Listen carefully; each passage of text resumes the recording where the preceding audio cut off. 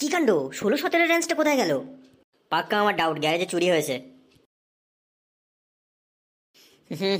কে বা করবে এই চুরিটা? তো মাথা ব্যথা হয়ে গেল। হ্যাঁ, আমার এখন ব্যাটারিটা চেঞ্জ করতে হবে, মোবিল চেম্বারটা চেঞ্জ করতে হবে, তো প্রচুর কাজ আজকে। কে করলো এই কাজটা?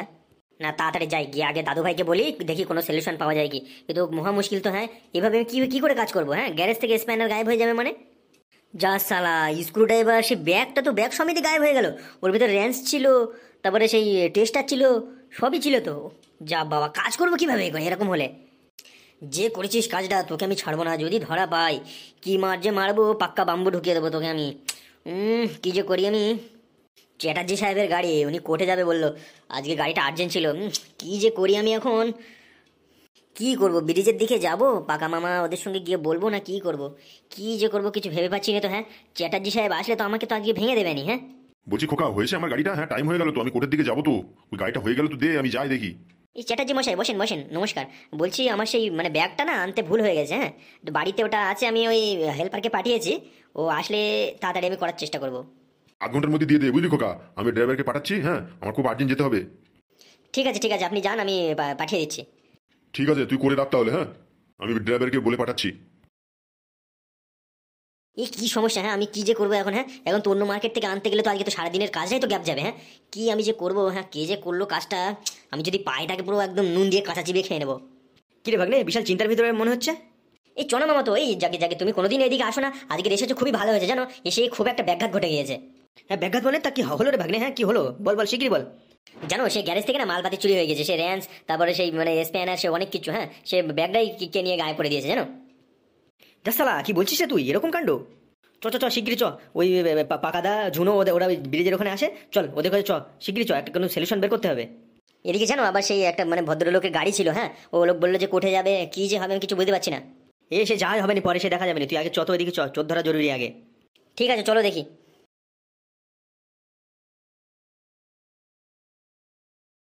অনেকদিন কিরাম টিরাম খেলা হচ্ছে না পাকাদা, আজকে সন্ধ্যাবেলা কেবলাতলায় কিরাম খেলতে যাবো, কি বলছো?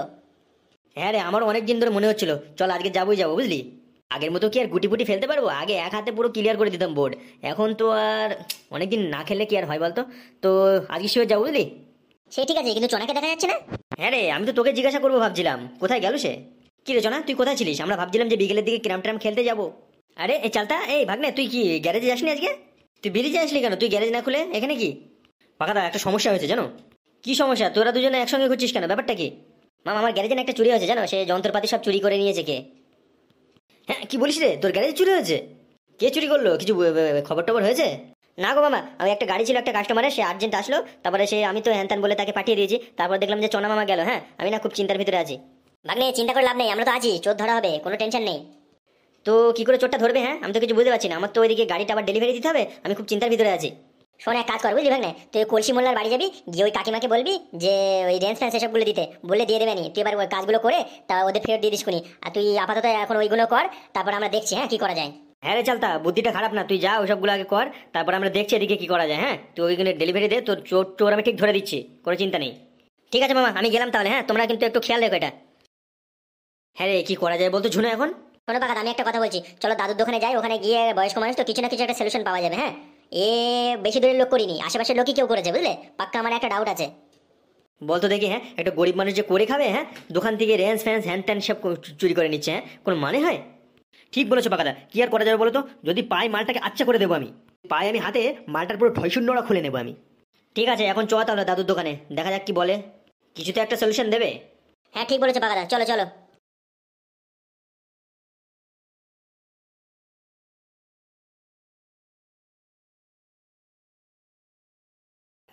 আমরা দিনই ঘুমোই রাতি জাগি রাজার জামাই, আমরা রাজার জামাই।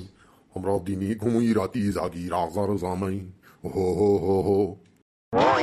এ তো একটু গান টান গা, তুমি এখন আর গান টান বলা হয় না, আর গা গলাটা সেরাম গেছ, খারাপ হয়ে গেছে।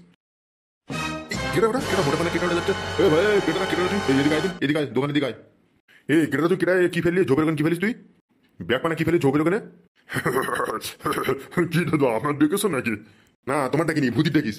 এই ঝোপের ওখানে কি ফেলিস জব করে ব্যাগ পানা? দাদু কিছু না কিছু না, ওই ব্যাগ না, ওই ব্যাগের মধ্যে কাঁচা পানা ছিল, ওই গেন্ডি মানুষ ফেলে দেয়, তাই ওদিক ঘুরতে ঘুরতে সব লোকজন বকে, এখানে ফেলিস নি ওখানে ফেলিস নি করে, তাই এখানে ফেলে দিয়েছি বাপু। শালা সে গোমানি ক্যাশরা ফেলছে ওই পাড়াতে এই পাড়ায় এখানে দুরাক সমুন্দি এখানে। ঠিক আছে দাদু যাচ্ছি তাহলে। বলছে দাদু গাজর মানে খাদ দাও দিন দাদু। গাজর 500 টাকা কিলো দে, একটা গাজরের দাম 50 টাকা দে, 50 টাকা দিয়ে একটা গাজর দিচ্ছি। 50 টাকা বলছে একটা গাজর, একটা গাজর দিলি কিনা হয়ে যায় ফেরি আমি খাইয়ে চলে যাই, বাবা বলছে 50 টাকা নাকি। না না তোমার মাগনা দোকান এখানে, মাগনা দোকান দূর হয়ে গেছে শালা। ঠিক আছে ভাবে যাচ্ছে।